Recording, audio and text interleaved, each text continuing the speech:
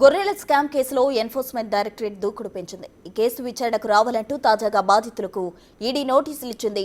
ఇవాళ ఈడీ కార్యాలయంలో విచారణకు హాజరు కావాలని నోటీసుల్లో ఆదేశించింది. ఇప్పటికే గొర్రెల స్కామ్ కేసులో ఏసీబీ దర్యాప్తు కొనసాగుతోంది. ఈ స్కామ్లో ఈడీ సైతం ఎంట్రీ ఇచ్చి దర్యాప్తు జరుపుతోంది. దర్యాప్తులో ఏపీ గొర్రెల కాపరులకు ఇవ్వాల్సిన 2 కోట్ల రూపాయలను కాంట్రాక్టర్ మోయినుద్దీన్ ఎగవేసినట్టు గుర్తించారు.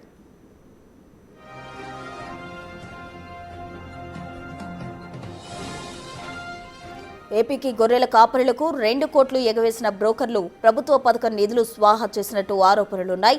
వారితో అధికారులు సైతం చేతులు కలిపి కోట్ల రూపాయలు పక్కదారి పట్టించారని ఏసీబీ ఆరోపిస్తోంది.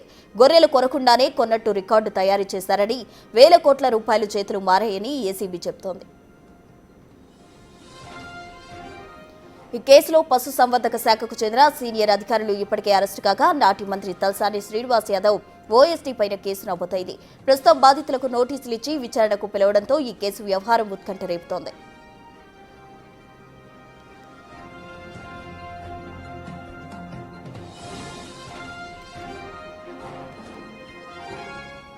గొర్రెల స్కామ్ కేసుకు సంబంధించి ఈడీ దూకుడు పెంచింది. పూర్తి డీటెయిల్స్ మా ప్రతినిధి సురేష్ లైవ్ లో అందిస్తారు. సురేష్, గొర్రెల స్కామ్ కేసులో ఈడీ ఇప్పటికే పలుమార్లు విచారణ చేయడం జరిగింది. ఎవరైతే తలసాని శ్రీనివాస్ యాదవ్ మంత్రిగా ఉన్న సమయంలో ఓఎస్డీగా పనిచేసిన కళ్యాణ్ ఇంట్లో సోదాలు చేసి అక్కడ కొన్ని బ్యాంక్ అకౌంట్స్ను స్వాధీనం చేసుకోవడం జరిగింది. 2 రోజుల పాటు కళ్యాణ్ని ఈడీ అధికారులు విచారించారు. గతంలో కళ్యాణ్ని ఏసీబీ అధికారులు అరెస్ట్ చేసి రిమాండ్కి తరలించడం జరిగింది. ఆయన బెయిల్ పైన ప్రస్తుతం బయట ఉన్నాడు. అయితే పశుసంవర్ధక శాఖకు సంబంధించి చాలా కీలకమైనటువంటి అధికారులను ఏసీబీ అరెస్ట్ చేసి రిమాండ్కి తరలించడం జరిగింది.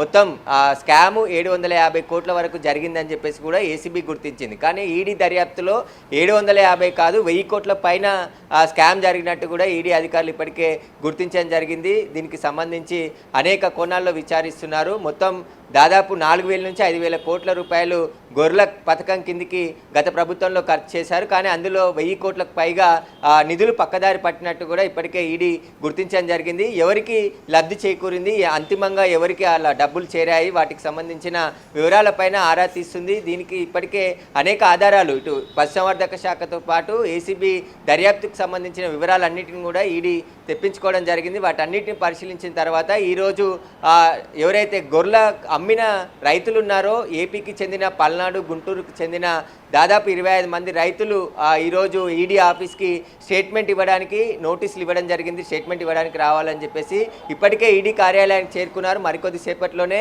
ఈడీ కార్యాలయంలోకి వెళ్ళి వారికి స్టేట్మెంట్ ఇవ్వనున్నారు. ఇప్పటికే గచ్చిబౌలి పోలీస్ స్టేషన్లో ఫిర్యాదు చేయడంతో ఈ గొర్రెల స్కామ్ అంతా కూడా బయటపడడం జరిగింది. రైతులకు ఇవ్వాల్సిన 2,18,00,000 రూపాయలు పక్కదారి పట్టించినటువంటి లోలోనా కంపెనీ కాంట్రాక్టర్ మోయినుద్దీన్ గొర్రెల రైతులకు ఇవ్వకుండా తాను బినామీల పేర్లపై ఆ డబ్బులు మళ్లించినట్టు ఇప్పటికే ఏసీబీ అధికారులు కూడా గుర్తించడం జరిగింది. ఆ అకౌంట్లలో సంబంధించిన వివరాలు కూడా సేకరించడం జరిగింది. కాబట్టి ఇప్పుడు రైతులు ఈడీ ముందు ఏం చెప్పబోతారు, వారికి జరిగిన నష్టం, ఇప్పటి వరకు కేసు నమోదై దర్యాప్తు జరుగుతున్నా తమకు మాత్రం డబ్బులు మాత్రం రాలేదని చెప్పేసి కూడా వాపోతున్నారు. ఖచ్చితంగా తమకు కష్టపడి గొర్రెలు పెంచి ఆ గొర్రెల పథకం కింద అమ్మితే మాకు డబ్బులు ఇవ్వకుండా మోసం చేశారని చెప్పేసి కూడా పల్నాడు, గుంటూరుకు సంబంధించిన గొర్రెల రైతులంతా ఆవేదన వ్యక్తం చేస్తున్నారు. ఈరోజు గొర్రెల రైతులకు సంబంధించిన స్టేట్మెంట్ అంతా కూడా రికార్డ్ చేసి తర్వాత ఈడీ ఏం చేయబోతుంది, నెక్స్ట్ ఎవరి అరెస్ట్ ఉండబోతుంది అనేది కూడా ఉత్కంఠగా మారింది. రాజకీయ నాయకులకు ఇప్పటివరకు నోటీసులు అయితే ఇవ్వలేదు. కానీ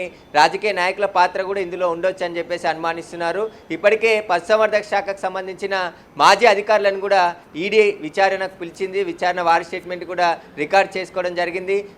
తలసాని శ్రీనివాస్ యాదవ్ ఓఎస్డీ కళ్యాణ్ స్టేట్మెంట్ కూడా 2 రోజుల పాటు సేకరించడం జరిగింది. అయితే కళ్యాణ్ ఇంట్లో దాదాపు 180 పాస్బుక్లు, బ్యాంక్ పాస్బుక్లు స్వాధీనం చేసుకోవడం జరిగింది. అందులోకి గొర్రెల పథకానికి సంబంధించిన డబ్బులు ట్రాన్స్ఫర్ చేసి అవి బెట్టింగ్ యాప్లకు కూడా వాడినట్టుగా ఈడీ అనుమానిస్తుంది. ఆ కోణంలో కూడా దర్యాప్తు కొనసాగుతుంది. కాబట్టి అంతిమంగా ఆ గొర్రెలకు సంబంధించిన స్కీమ్ని స్కామ్గా మార్చి ఇటు గొర్రెల లబ్ధిదారులకు గొర్రెలు ఇవ్వకుండా కొనుగోలు చేసిన గొర్రెలను కూడా డబ్బులు చెల్లించకుండా ఆ రైతులను కూడా మోసం చేసినట్టు ఇప్పటికే గుర్తించారు. కాబట్టి ఇప్పుడు ఈడీ బాధితుల రైతులకు సంబంధించిన స్టేట్మెంట్ రికార్డ్ చేసుకున్న తర్వాత ఎలాంటి స్టెప్ వేయబోతుంది అనేది కూడా వేచి చూడాల్సిన పరిస్థితి. ఖచ్చితంగా చర్యలు రైతుల స్టేట్మెంట్ తర్వాత కొన్ని చర్యలు కూడా తీసుకోబోతున్నట్టు తెలుస్తుంది.